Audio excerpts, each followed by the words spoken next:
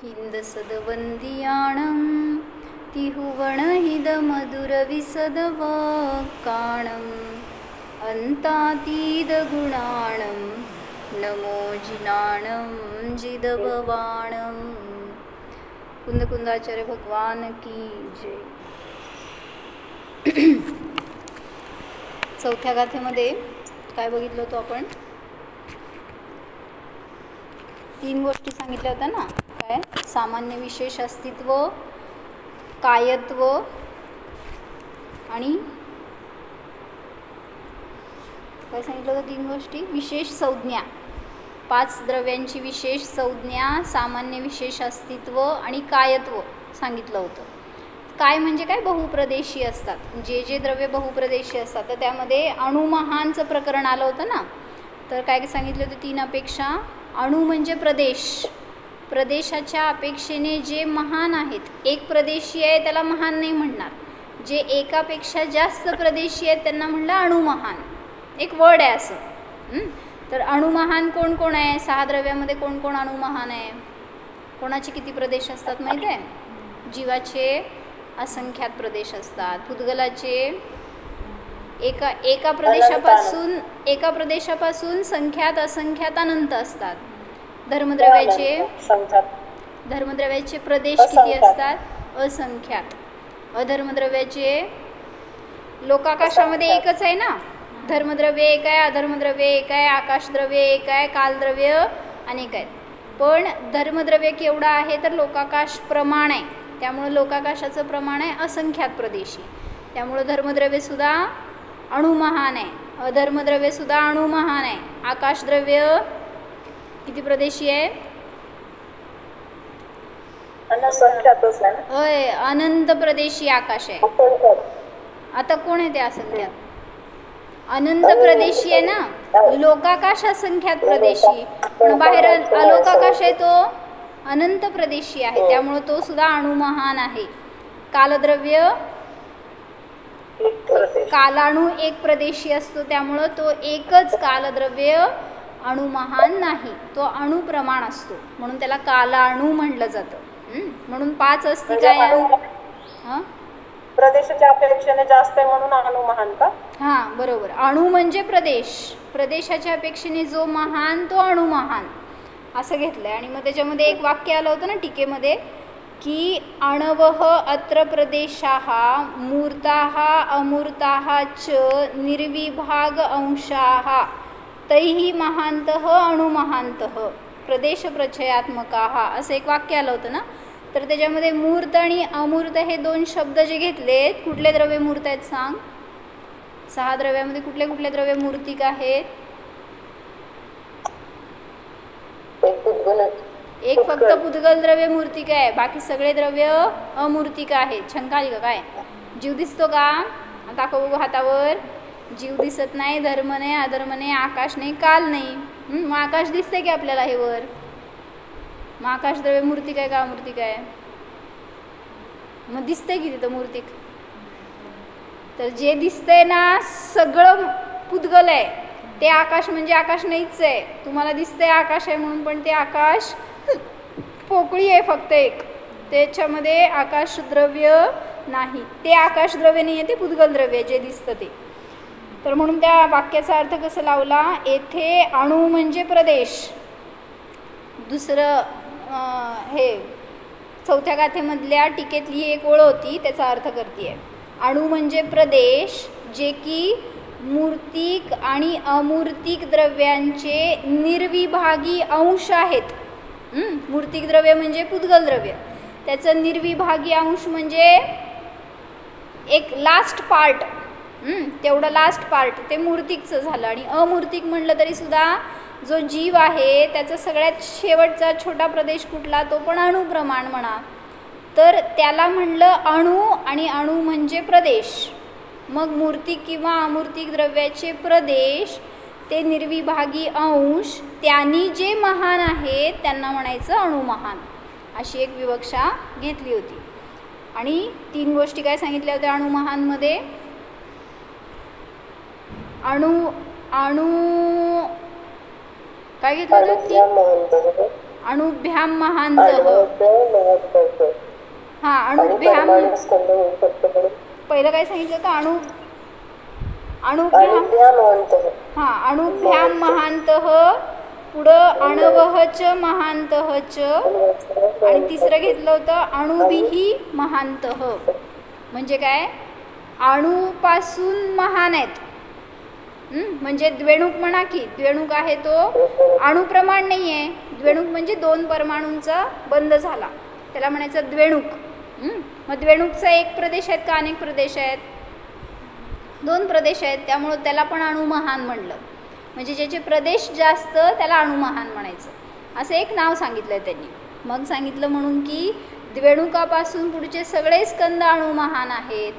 नंतर 5 अस्थि काय आहेत ते अणुमहान आहेत, आणि परमाणूसुद्धा अणुमहान आहे. का? हां, योग्यता असल्यामुळे, शक्ती अपेक्षेने असं म्हणायचं. चला 5वी गाथा घेऊ.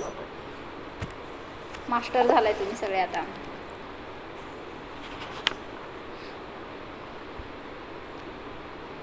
काय सांगितलं याच्यामध्ये? जीव, पुद्गल, धर्म, आकाश हे 5 अस्थि काय असून त्यांची नावे अर्थानुसार आहेत. ही 5ही द्रव्ये पर्यार्थिक न्यायाने आपणापासून कथनचित भिन्न अशा अस्तित्वामध्ये स्थित असून द्रव्यार्थिक न्यायाने अस्तित्वाशी अनन्य एकरूप आहेत. म्हणजे प्रत्येक द्रव्य आपल्या आपल्या सत्तेशी एकरूप आहे. माझी सत्ता बाहेर जात नाही किंवा परद्रव्याची सत्ता माझ्यामध्ये येत नाही.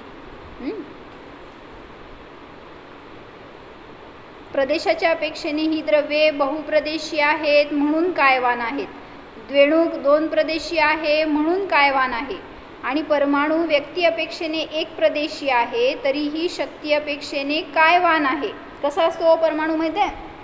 परमाणू नुसतं नाव तर ऐकून माहिती आहे की कसा असतो परमाणू? षटकोनी. हां, षटकोनी असतो. काय म्हणायचं? हेक्सागोनल.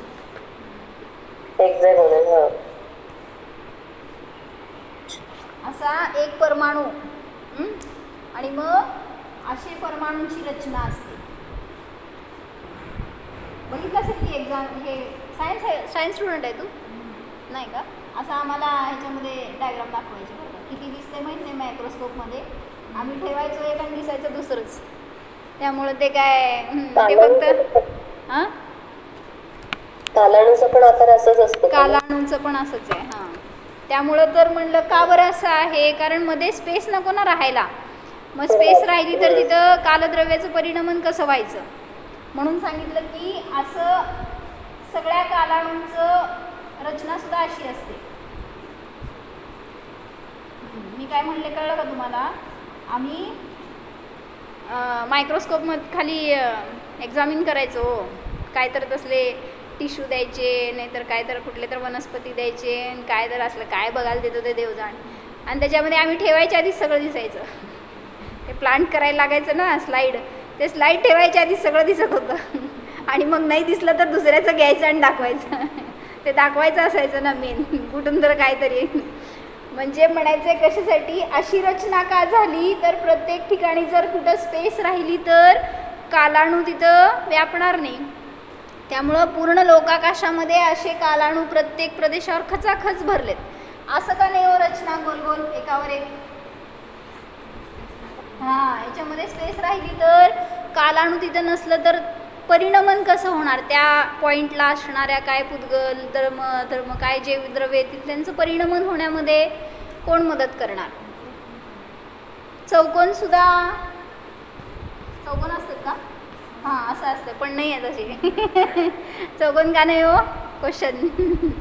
चौकोन नसते असेच असते तसं आचार्यांनी सांगितलं आहे. बरं म्हणलो आम्ही, त्यामुळे तुम्ही पण बरं म्हणा. हां, तर परमाणू हा व्यक्ती अपेक्षेने एक प्रदेशी आहे पण त्याची शक्ती आहे. जसं हा एकच परमाणू म्हणलं तर त्याची शक्ती आहे की तो सगळ्या साईड्सनी अनेक परमाणूंना बांधून घेऊ शकतो. म्हणून तो अनेक परमाणूंचा स्कंद होऊ शकतो. म्हणून त्याला म्हटलं अणुमहान. प्रदेश अपेक्षेने तो सुद्धा महान होऊ शकतो म्हणून अणुमहान आहे. जरी सतरूप आहे तरी काय? कालद्रव्याला अणु लहान म्हटलं का? नाही नाही नाही नाही, कालद्रव्याला अणूच म्हणलं. अणुमहान हे एक वर्ड आहे, अणु लहान वर्ड नाही आहे. नवीन शास्त्र काढावं लागेल. अणुमहान फक्त शब्द आहे आणि तो 5 द्रव्यांना वापरला, त्याला म्हणणं अणुमहान. जरी सतरूप आहे तरी कालाणूमध्ये या तीनही अपेक्षेने कायवानपणा नाही. 3 अपेक्षा ज्या दाखवल्या आपण त्या तिन्ही अपेक्षेने कालाणूमध्ये अणुमहानपणा कायवानपणा नाही. कारण कालद्रव्य व्यक्तिरूपाने एक प्रदेशीच आहे आणि त्यांच्यामध्ये बंधरूप बनण्याची योग्यता नाही. म्हणजे काय नाही, कालाणूमध्ये काय नाही म्हणून ते काय नाही. हां, कालाणू बरोबर, कालाणूमध्ये स्निग्ध वृक्ष हे गुण नसतात म्हणून ते एकमेकाला बंधन करू शकत नाही, म्हणून त्यांचा स्कंद वगैरे होत नाही. कारण कालद्रव्य व्यक्तिरूपाने एक प्रदेशीच आहे, त्यांच्यामध्ये बंधरूप होण्याची योग्यता नाही म्हणून तेथे उपचारानेही बहुप्रदेशीपणा नाही. येथे पंचास्तिकायाच्या निरूपणामध्ये म्हणूनच त्यांचे ग्रहण केले नाही. 5 अस्तिकायांचं वर्णन केलं, त्याच्यामध्ये कालद्रव्याचं वर्णन घेतलं नाही. 5वी गाथा म्हणून जेसिम अथिसहाओ गुणेहिम सहपजयेहिम विविहेहिम ते होंती अधिकाया निप्पण्णम जेहिम तैलोकम. काय सांगितलं या गाथेमध्ये? काय सांगायला लागलेत आता? उत्थानिका ह्यांनी घेतली नाही, जयसेनाचार्यांनी घेतली असेल. अथ पूर्वोक्तम अस्तित्वम कायत्वम च केन प्रकारेण संभवती इति प्रज्ञापयती. जे पूर्वी सांगितलेलं अस्तित्व आणि कायत्व आहे ना, ते कशा प्रकाराने संभवतं असा प्रश्न विचारल्यावर अस्तित्व म्हणजे आहेपणा, कायत्व म्हणजे बहुप्रदेशीपणा. काय हे जो शब्दाचाच अर्थ असतो बहुप्रदेशी. मग ह्या सगळ्या द्रव्यांमध्ये जे पहिली 5 द्रव्य आहेत त्यांच्यामध्ये अस्तित्व आणि कायत्व कसं संभवतं असा प्रश्न असताना हे उत्तर देत आहे. ज्यांना विविध गुण आणि पर्यायाद्वारे प्रवाह क्रमाचा आणि विस्तार क्रमाचा निर्विभागी अंशासह आपलेपणा तन्मयत्व आहे, ते अस्तिकाय आहेत की ज्याद्वारा 3 लोक निष्पन्न आहे. जेसिम अथिसाहो ज्यांचं अस्तित्व स्वभाव गुणेहिम विविहेहिम पज्जायेहिम सह विविध गुण आणि पर्यायासह अस्थिरूप आहेत असं घ्यायचं. ज्यांचं विविध गुण आणि पर्यायांच्या बरोबर सहावह अथी स्वभाव आहे, म्हणजे ते काय म्हणायचं, तन्मय रूप आहेत. विविध गुणांबरोबर आणि पर्यायांबरोबर जे द्रव्य तन्मय आहेत ते अस्तिकाय आहेत. ते होंती अधिकाया, ते अस्तिकाय आहेत. जेहिम तेल लोकम निप्पण्णम ज्याच्याद्वारे की 3 लोक निष्पन्न होतो. म्हणजे 3 लोकांमध्येच हे 5 द्रव्य आहेत, बाहेर इतर कुठं ठिकाणी नाहीत. म्हणून 5 विश्व कशाला म्हणायचं? बरोबर. मग कुठं आहेत ते द्रव्य? त्याला म्हटलं लोकाकाश, त्याला म्हटलं विश्व, त्यालाच म्हटलं दुनिया. त्याच्या बाहेर विश्व नाही, म्हणजे हे 5 द्रव्य तिकडं नाहीत. म्हणून सांगतायत की 3 लोकामध्येच आहे ना विश्व, म्हणजे पूर्ण 3 लोक. मग 3 लोकाची निष्पत्ती म्हणा, रचना म्हणा, कशाच्याद्वारे झाली तर या अस्तिकायांच्याद्वारे झालेली आहे. म्हणजे त्यात कालद्रव्य पण आहे, पण त्या कालाचं कथन गौण आहे आत्ता, म्हणून त्याला इथे आत्ता ग्रहण केलेलं नाही. वाचताय सुजाता काकी? वाचा. अत्र पंचास्तिकायानाम अस्तित्व संभव प्रकारः कायत्व संभव प्रकारः च उक्तः. येथे 5 अस्तिकायांचा अस्तित्वाचा प्रकार आणि कायत्वाचा प्रकार सांगतात. कशा रीतीने अस्तित्व आहे त्यांचं आणि कशा रीतीने कायत्व आहे. 5 द्रव्ये जी आहेत त्यांचं अस्तित्व कसं आहे आणि कायत्व कसं आहे हे सांगतात. वाचा. अस्ति ही ओ म्यूट आहे आवाज, म्यूट आहे.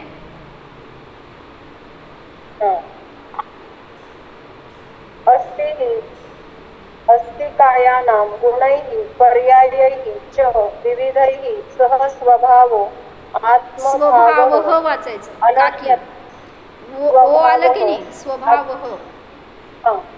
स्वभाव, आत्मभाव, अनन्यत्व. बरोबर. खरोखर तुझ्या पुस्तकामध्ये नाही आहे ते पुस्तक, तू दुसरं घेतलंय. रेड कलरचं पुस्तक आहे ना, त्याच्यामध्ये आहे. खरोखर अस्तिकायाचं गुणांच्या बरोबर आणि विविध पर्यायांच्या बरोबर स्वभाव म्हणजे आत्मभाव म्हणजेच अनन्यत्व आहे. जे सगळे 5 अस्तिकाय आहेत म्हणजेच द्रव्य, त्या द्रव्यांचं त्याच्या गुण आणि पर्यायांबरोबर अनन्यत्व आहे हे सांगायचं आहे. गुणांचं, द्रव्याचं गुणाबरोबर आणि द्रव्याचं पर्यायाबरोबर कुठला संबंध असतो?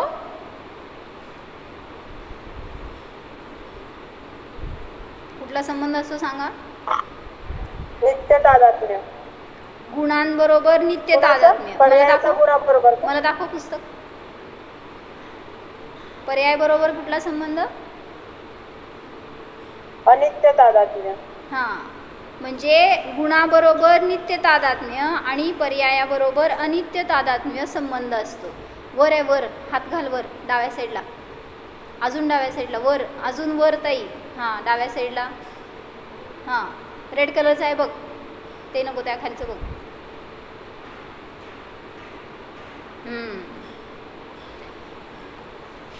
हां, तर काय सांगत होते, जरा महत्त्वाची गाथा आहे, ह्याच्यामध्ये त्यांनी संबंध दाखवलेले आहेत, ते लावता येईल आपल्याला. काय सांगितलं? निश्चयाने अस्तिकायांचा विविध गुण आणि पर्यायाबरोबर स्वपणा, स्वभाव म्हणजे स्वपणा, आत्मभाव किंवा अनन्यत्व आहे. अनन्यत्व म्हणजे एकरूपत्व, अन्यत्व आणि अनन्यत्व. अरूपी आणि रूपी, निगेटिव्ह आहे ना अरूपी हे. तसं अन्यत्व म्हणजे भिन्न आणि अनन्यत्व म्हणजे एकरूप असं. मग प्रत्येक द्रव्य आपल्या आपल्या गुण आणि पर्यायांबरोबर अनन्य असतं, म्हणजे काय? एकरूप असतं. वस्तुनः आहे का 5व्या गाथेमध्ये बघ खाली टीका, दुसरी ओळ आहे, तिसरी. वस्तुनः काय विचार? अनन्यत्व म्हणजे एकरूप आणि अन्यत्व म्हणजे भिन्न असं सांगितलं ना? बरोबर. भिन्नत्व, अन्यत्व, अनन्यत्व, एकत्व. वस्तुनः विशेष. द्रव्यामध्ये लावतो तेव्हा अनन्यत्व येते का? काय काय? एकाच द्रव्यामध्ये आपण लावतो तेव्हा द्रव्य गुण आणि पर्याय सुद्धा अनन्यत्व आहे. बरोबर.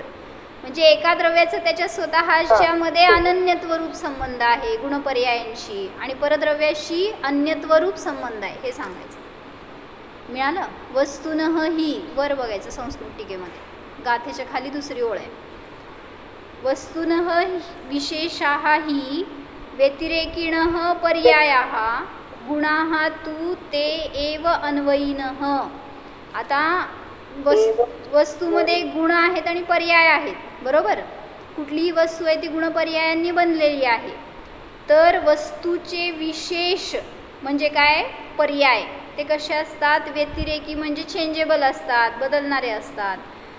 व्यतिरेकी पर्याय आहेत आणि अन्वयी गुण आहेत. अन्वयी म्हणजे जे त्याच्याबरोबर कायम राहणारे असतात. वस्तूचे जे व्यतिरेकी विशेष आहेत ते पर्याय होत आणि जे अन्वयी विशेष आहेत ते गुण होत. मिळालं? इकडे दाखवते. 5वी गाथा काढली आहेस ना? खाली त्याच्या आहे ना,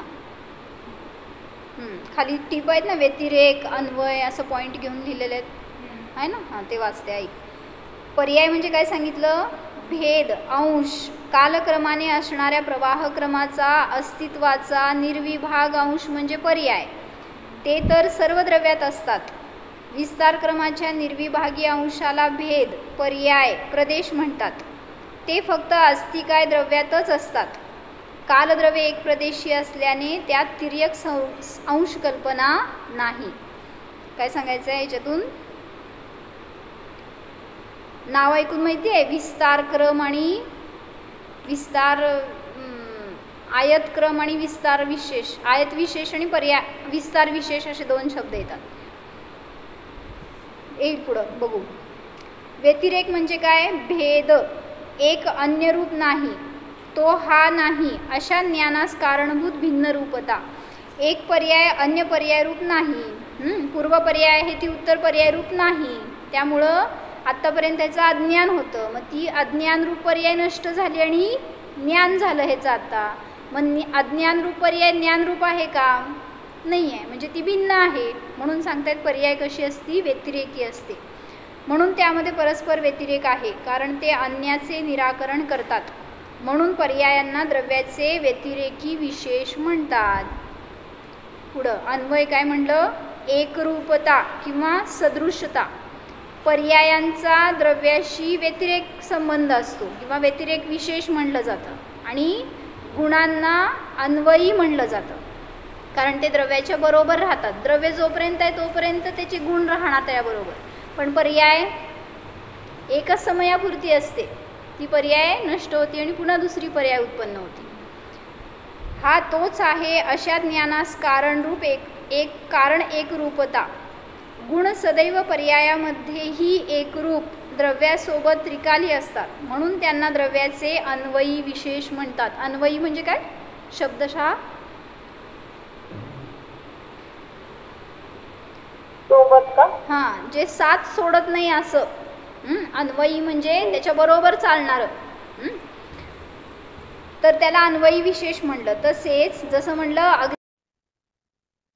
म्हणजे अग्नी आणि त्याचे गुण किंवा सोनं आणि त्याचे गुण हे अन्वयी विशेष रूपाने त्या द्रव्याबरोबर राहतात, आणि पर्याय स्थिती बदलणारी असते. प्रतिसमयाला पर्याय बदलते, ती व्यतिरेकी म्हटली जाते.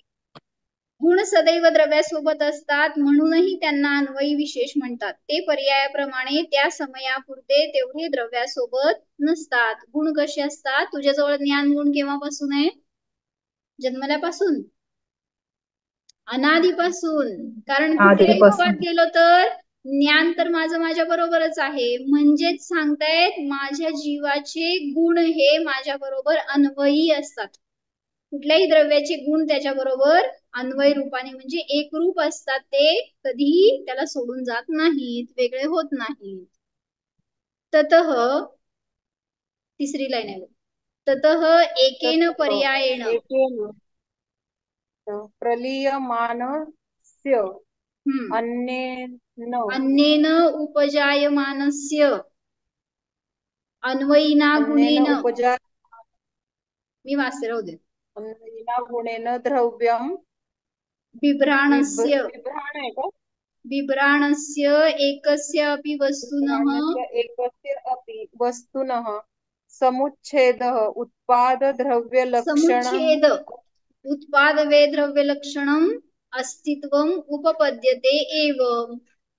ततः म्हणजे म्हणून, एका पर्यायाने प्रलीयमान म्हणजे नष्ट होणार, अन्येन उपजायमान म्हणजे अन्य पर्याय रूपाने उत्पन्न होणार, आणि अन्वयी गुणांच्या द्वारे द्रव्य असं बिभ्राणस्य कथन केला गेलेल्या त्या एका वस्तूचं सुद्धा समुच्छेद म्हणजे वे, उत्पाद आणि द्रव्य लक्षण रूप अस्तित्व घटित होतच.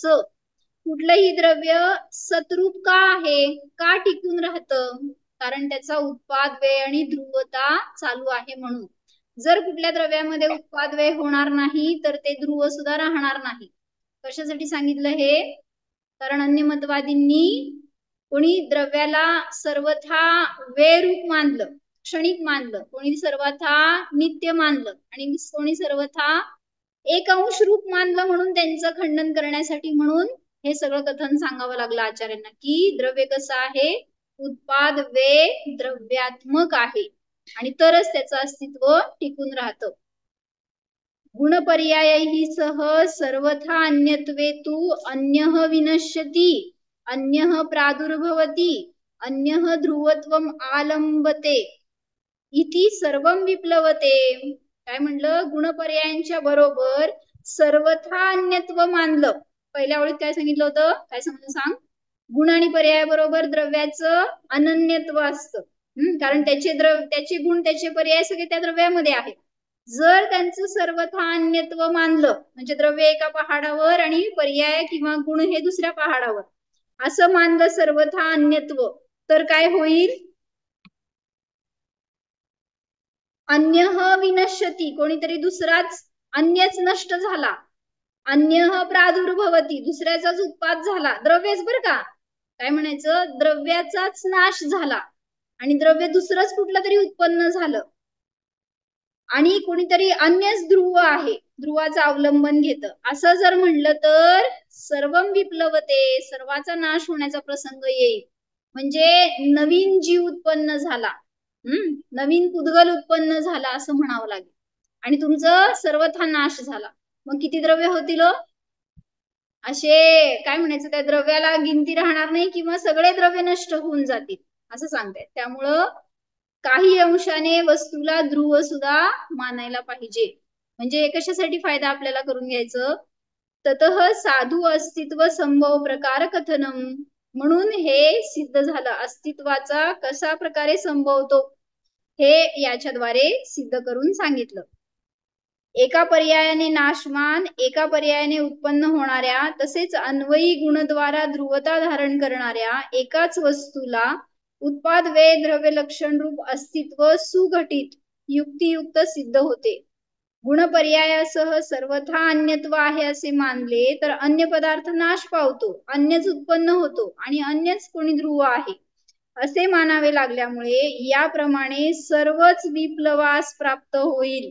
म्हणून 5 अस्तिकायांचे अस्तित्व कशा प्रकारे आहे याचे उपरोक्त वर्णन सत्य, योग्य, न्यायसंगत आहे. म्हणजे कुठलंही द्रव्य असू दे ते त्याच्या पर्यायाबरोबर आणि गुणांबरोबर अनन्यत्व रूप आहे. काय शब्द म्हणजे एक रूप आहे, भिन्न भिन्न नाही. हा म्हणजे तिथे सांगायला कसं, काय विचारताय का? विप्लवते विप्लवते म्हणजे नाश होतो, विप्लव म्हणजे नाश.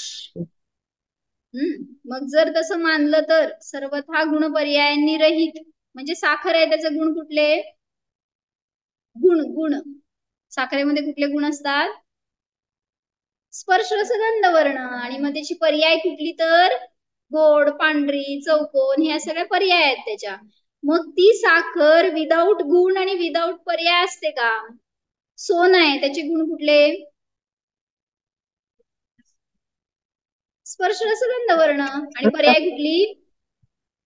स्निग्ध, पिवळेपणा.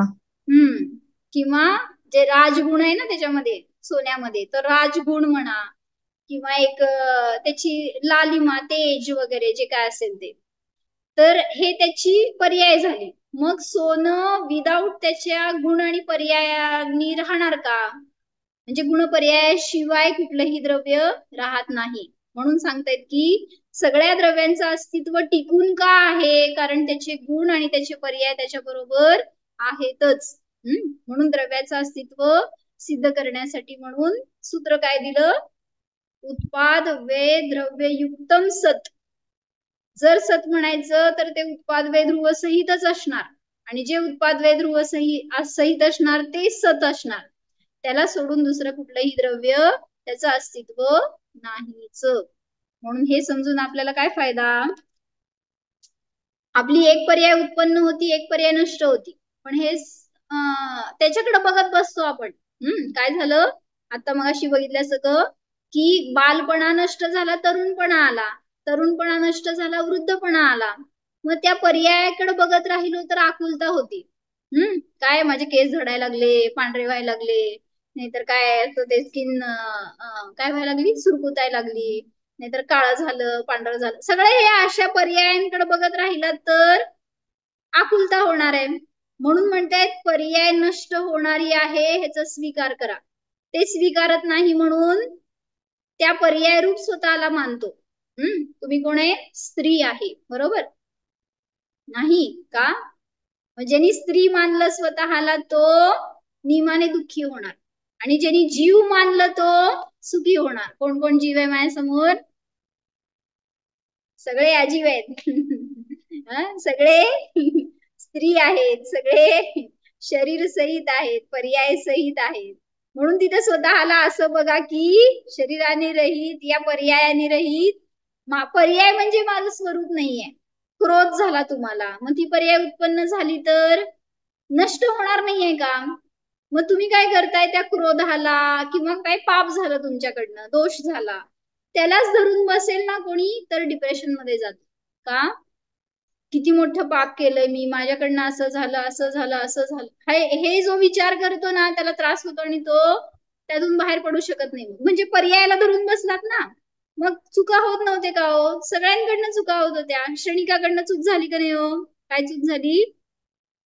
गळ्यात साप टाकला, पण परत पश्चाताप केला का नाही? तोच क्षणिक होता पूर्वी मिथ्या दृष्टी पापी, तोच क्षणिक नंतर काय झाला? सम्यक दृष्टी झाला आणि त्या पापांना दूर आता मोक्षाला जाणार आहे, तीर्थंकर होणार आहे.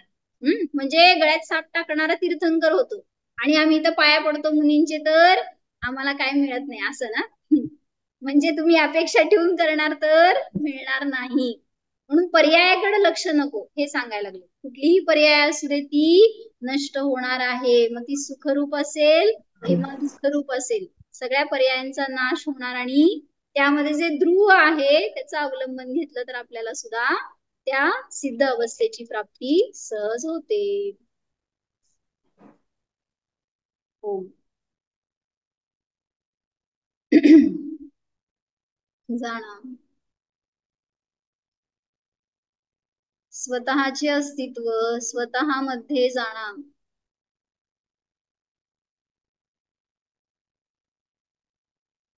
पहा, घरामध्ये, कपड्यांमध्ये, दागिन्यांमध्ये माझे अस्तित्व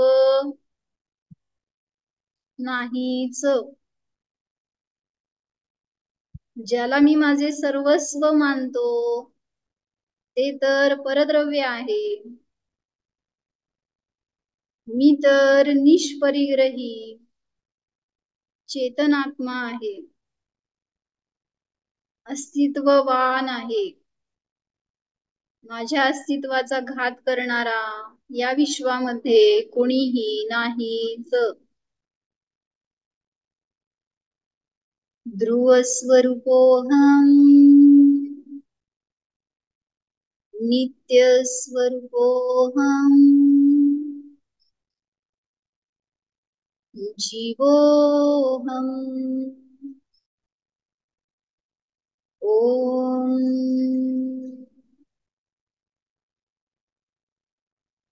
विसर्जन.